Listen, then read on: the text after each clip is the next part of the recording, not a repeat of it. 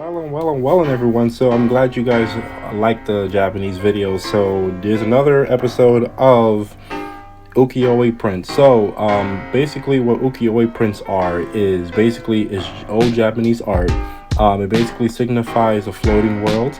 So the Ukiyo-E, or known as a floating world, was originally a Buddhist term referring to the transient nature of human life and experience. The message is therefore not to cling to one desire, but instead to accept the flow of life without grasping. Also portrays like urban environments, sexual activity, death, love, romance, haikus, warfare, non-warfare, peacetime, poor, poverty, wealth, disparity. Everything that happens in the modern time, Ukiyo-E prints has reflected that. So therefore, when in early Japan, so many artists has made ukiyo-e prints for years. So you would know Hokusai, Kitagawa, and stuff like that. So that part being said, in early modern Japan, however, the concept of a floating world was a giving a new twist. The new spirit proclaimed if that pleasures of the momentarily, then let's enjoy them as much as possible when they appear much like cherry blossoms or all too soon in the loss in rain and wind. Now, this fascinating paradox in ukiyo-e prints and paintings was created to appeal the fleeting moment, much like pop songs today, or how pop art it is today, or the popular social media posts today. So that's what ukiyo-e prints in comparison of ancient times and modern times. Now, this part being said, right, so it has a large part of painters, collectors, scholars in the West. The West has very, very fascinating ukiyo-e prints. And this is especially good for Japanese tattoos because ukiyo-e prints was a foundation of Japanese tattoos. So a lot of the Japanese tattoos you see people have was from ukiyo-e prints. They got the inspiration from ukiyo-e prints. Now, of course, people may say the Yakuza has made a big impact or continuing the tradition. Yes, that is true. But however, before the Yakuza was starting to have bodysuits, right? Before they start doing that, I'll talk about the Yakuza and their tattoos on the next episode. But this is strictly ukiyo-e, the foundation of all Japanese tattoos. Every Japanese tattoo has came from ukiyo-e prints. That part being said. Now, this type of art has been developed during the Edo period. So, or you call it the Edo period. So it has been developed by woodblock prints.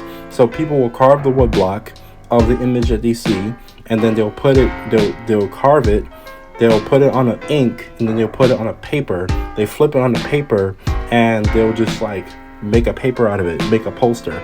Originally, ukiyo-e prints was supposed to be like poster advertisements. You know how today's world we have billboards. So Japan, that was their billboards. Ukiyo-e prints was their billboards. Ironically speaking, that turned into a whole art genre.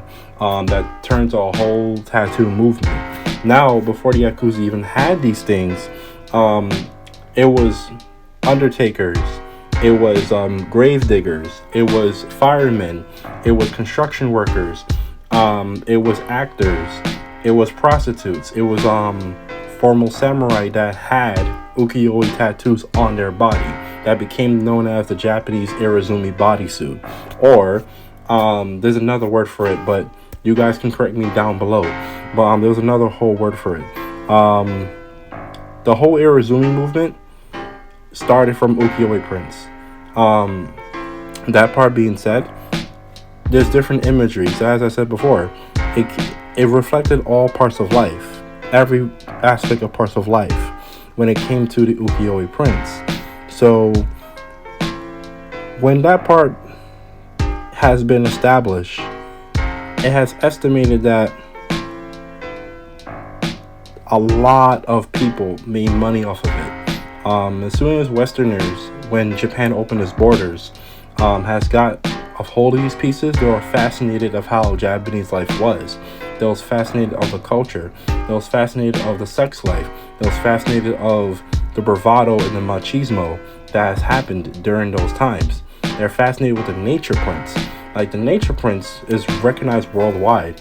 You may know as the waves of Kitagawa. The waves of Kitagawa is those big waves that you see on, like, the first image of Japan. You see those waves. So that's an example of Ukiyo-E print. Or you see a sparrow, or maybe like a little hummingbird that's trying to eat a cherry blossom, or like a sucklebird that's trying to eat a cherry blossom. You see those paintings. A lot of people like the samurai paintings and the geisha paintings and the ninja paintings as well. So these things is so fascinating that it has a big momentum of Japanese tattoos. In case you guys are wondering, what did they have to do with each other? What they have to do with each other is they help inspired the art on people's bodies. And this has been a popular thing since 1000 some BC in Japan. So it's just that the modern Japanese tattoo started in the Edo period through Ukiyo-E prints. But people in Japan has just been having tattoos since the dinosaur times, since the caveman times, you know what I'm saying? Since the Jomo period, whatever. But the modern, as you see, the bodysuits with the dragons and all that stuff, and all those wave bars and scallops and all that stuff, that started in the Edo period. So it started in the Edo period during the 1600s, and then it transferred from there, and then it got criminalized, associated with gangsters and prostitutes and other types of people who are deemed out of society. The Japanese government, when they modernize themselves, has banned Japanese tattoos due to appeal to Westerners and how they felt it was barbaric. So the Japanese people felt it was barbaric. So they wanted to give a great presentation to Westerners, to commerce and trade and warfare and all that stuff. It got revitalized during World War II, so it got popularized during World War II. But then again, many Westerners and Western sailors has gotten Japanese tattoos and gotten a bodysuit. Many monarchs from different foreign countries has gotten a bodysuit as well. People, whichever the case may be. So thank you guys.